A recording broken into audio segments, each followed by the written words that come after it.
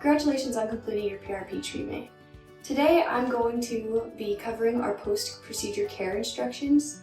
A lot of this will probably be reviewed to you as Dr. Chappell and the MA working with you should have gone over some of this after your procedure, but we'd just like you to have a reference to go back to in case you have any questions or concerns. The first thing I want to highlight is that the anesthetic that we used, lidocaine, in your procedure should last for about 2 to 4 hours.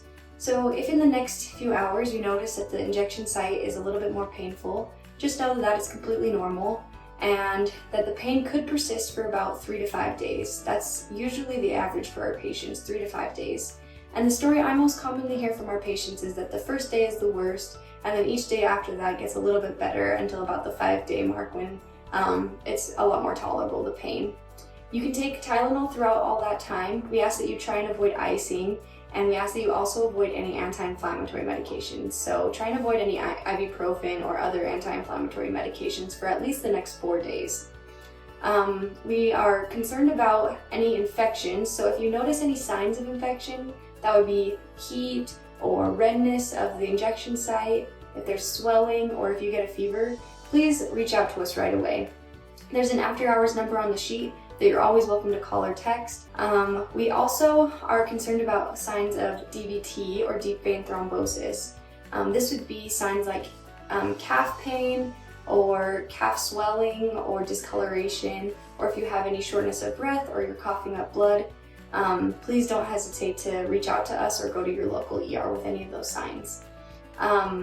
Know that that is more common in lower extremity injection sites, so hips, knees, ankles, those are the more common, those are our worries for DVTs. And so if you've had one of those injection sites, if you'll just be up and moving every hour, or you should have been given a list of exercises to complete if you're in bed for longer than an hour, and if you'll just keep doing those exercises, the calf pumps and the quad tightening exercises, those will also help with your DVT prevention. Other than that, we just want you to know that we'll check in on you on the Friday following your procedure, and then again at the 3-week mark following your procedure. And please just ask any questions that have come up in that time period. Be aware that the healing process does take about 6 months to really complete. And so usually at the 3-month mark, we can kind of start judging whether or not the procedure was a success. We always say that over the next 3 months, it will be a bit of a roller coaster. So what that means is that you might notice that you still have some good days and some bad days. And what we hope is that over the course of the next 3 months, the bad days decrease in frequency so that you can kind of go longer and longer periods without noticing the pain. So if you have elbow pain, we hope that over the course of the 3 months, that at the 3-month mark you say, oh, it's been a week and I haven't thought about my elbow. Other than that, we just ask that you, in the next 3-week period, work to discomfort but not to pain. So what that means is, if you have had an elbow injection, if you notice that extension causes pain, sharp pain, we ask that you avoid that motion for the next couple of days until you notice that it's just discomfort, not pain.